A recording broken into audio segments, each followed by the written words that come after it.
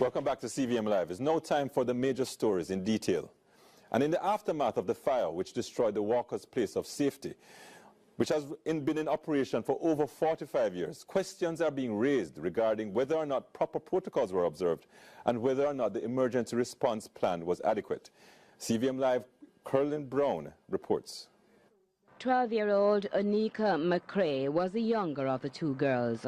The other, Anna K. Moreland, who turned 17 on January 10.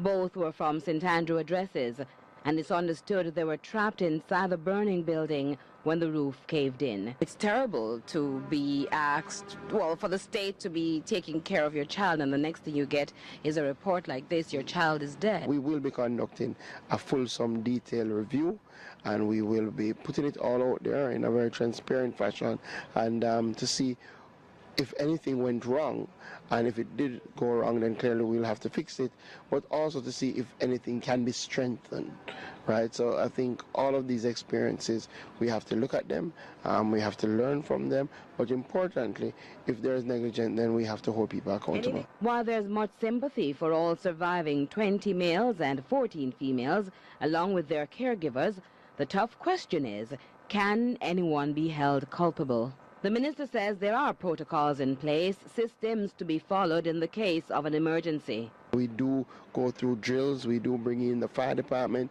but we have to check in each instance if the protocol was followed, right? And where we find, quite frankly, that anything may have fell short, that if there is any occurrence of negligence, then clearly the state will have to act. I will have to send a clear signal that is unacceptable. But as it is now, our focus is on the children, on the staff, because as you can imagine, the staff will be severely traumatized, because it would be staff who would have led out those 34 and who would have been trying to lead out the entire 36. Meanwhile, opposition spokesperson on youth and education, Damian Crawford, is however of the view that a proactive measure is missing from the string of response mechanisms to the current situation affecting the children who have been displaced at the Walker's Place of Safety. I observed the response to this fire, and as much as we take all efforts to mitigate against situations like these reoccurring, there is no foolproof way of preventing these situations. And so we must also focus on how we respond. And one thing I thought that could have been implemented was a pre-approval of persons within the society that are willing to house children at the times of crisis, for 3 months, whatever. So persons would be pre-screened and pre-approved, and on a time like this, you could call upon those older persons that would then say, okay, I can take 2 or 5 or 3, etc. Because at this point, if another one should happen in close proximity, we wouldn't have spaces to further inconvenience the current homes that are still operational. So, the nation's murder tally has been increased by 1, with the killing of an unidentified man in Manchester. CVM Live's Joel Croskill reports. Murder in Manchester, as the body of an unidentified man was found along a roadway with multiple gunshot wounds. About 6:30 a.m. this morning, the 17th of January 2018, received information that a body is lying along the Spur Tree Main Road, vicinity of Montpelier housing scheme.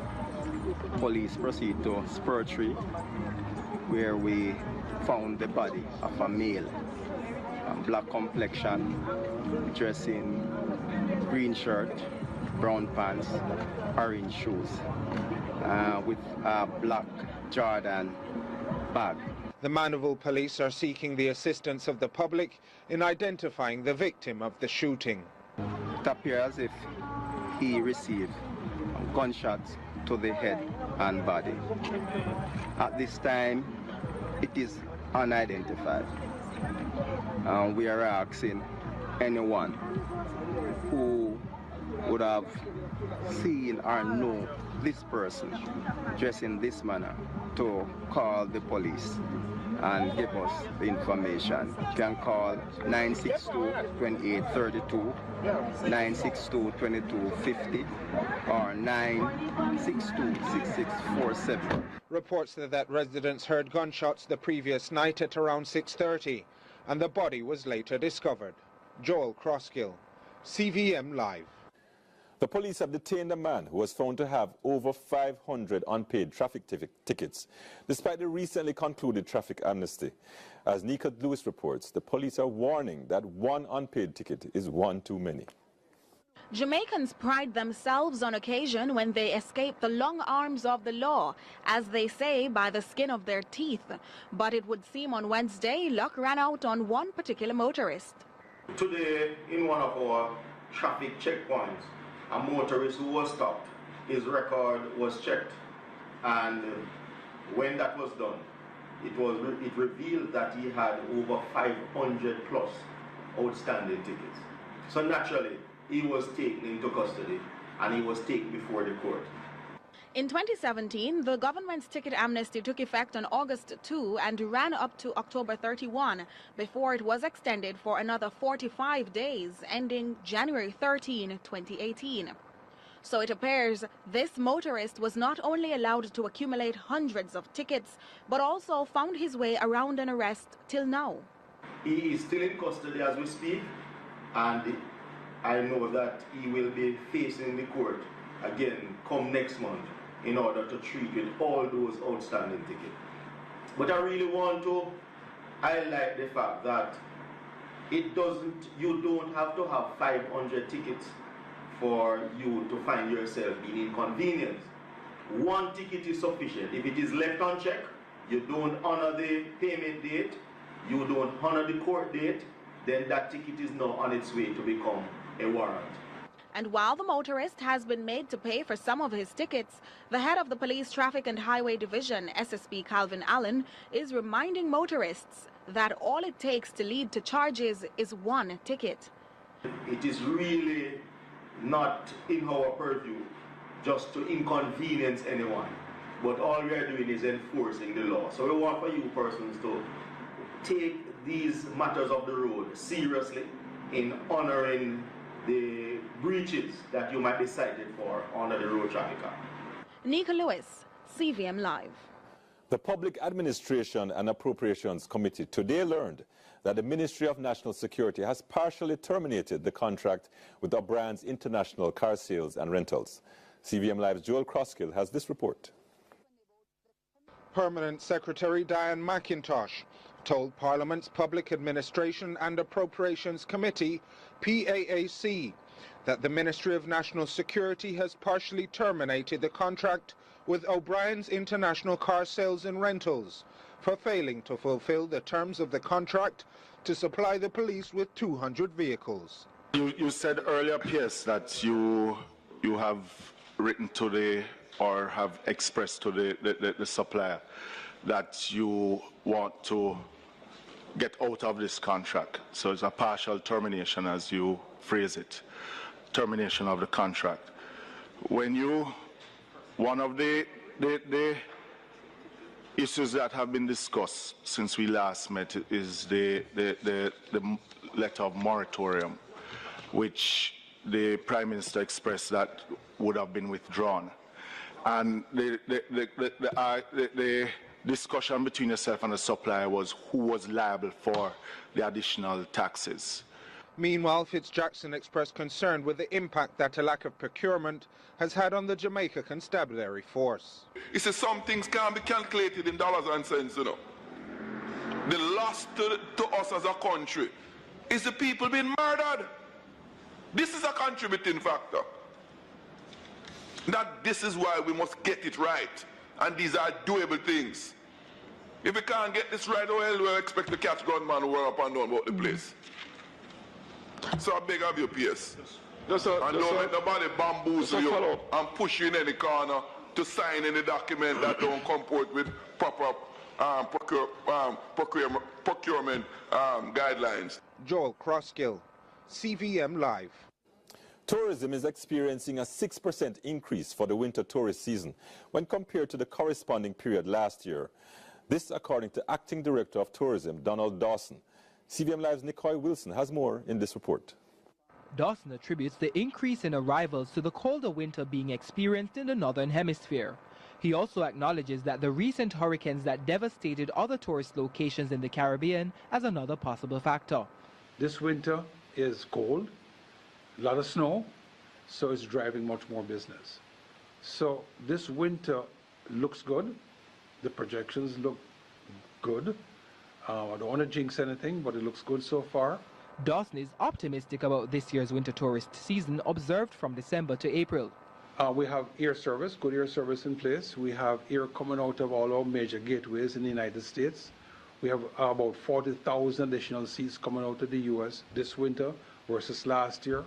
I think out of Canada, we also have significant increases in air seats. Out of Europe also, out of the UK. So overall, the good news is that we have the facility to bring more visitors to the island. He says that crime poses a threat to tourism, a point opposition spokesman on tourism Dr. Wickham McNeil agrees. McNeil made specific reference to a recent travel advisory issued by the United States. For the first time, I was getting phone calls from persons overseas who were now seeing these travel advisories being carried on U.S. media and broad media at that. And that is also of grave concern because in the past we've had advisories, but I've never really seen it to that extent being carried on the media in this fashion. McNeil adds that the government needs to create a crime plan that can be supported by all stakeholders, including the opposition. Nicole Wilson, CVM Live. Tonight, Nika Lewis examines the economic failings that resulted from the Palisadoes gridlock on New Year's Day following a daylight party in another CVM Probes.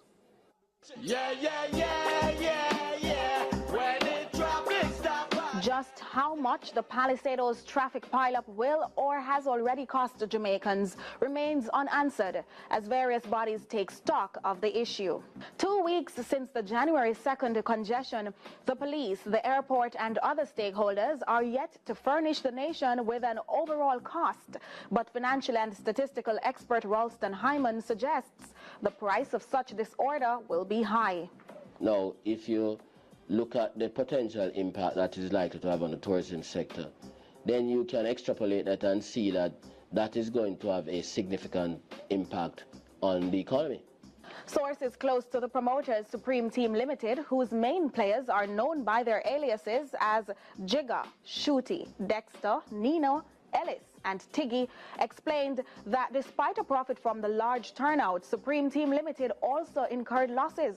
They point to the 10 shuttle buses they engaged at approximately $35,000 each, which patrons did not utilize. We exhausted all possible avenues seeking other responses from the promoters, including their full names, but were advised they were not speaking further on the issue. The Airports Authority of Jamaica, AAJ, in the meantime, has promised a fulsome response once the Transport Ministry satisfactorily completes its investigation. The police have also refrained from commenting whilst the investigation is ongoing. So all this disorder that we have in the transportation business is not conducive with the acceleration of economic growth because it hampers productivity. So we'll have to fix those problems. We can't just ignore them and give the impression that prosperity is the good life where people just do whatever they want to do and just all kinds of disorder. Hyman finds the congestion a failure on the part of the KSAMC, having issued the permit in the first place along the nation's gateway. As to the patrons' disregard for law and order, he says that's the failing of the police. While scores of passengers missed their flights and were rescheduled in some cases, the AAJ says no lawsuits were brought, as was rumored. People see Jamaica, particularly members of the diaspora who have significant amounts to invest and who are more interested in Jamaica now, given what is happening in America with America First, with Trump and Brexit. Many of those persons are saying, boy, we'd like to go back to Jamaica and invest, but that place is too dangerous. On Thursday, the role of the KSAMC in the Palisadoes pileup. For CVM Probes, I'm Nika Lewis. Watch it! Yeah. Time now for regional and international news.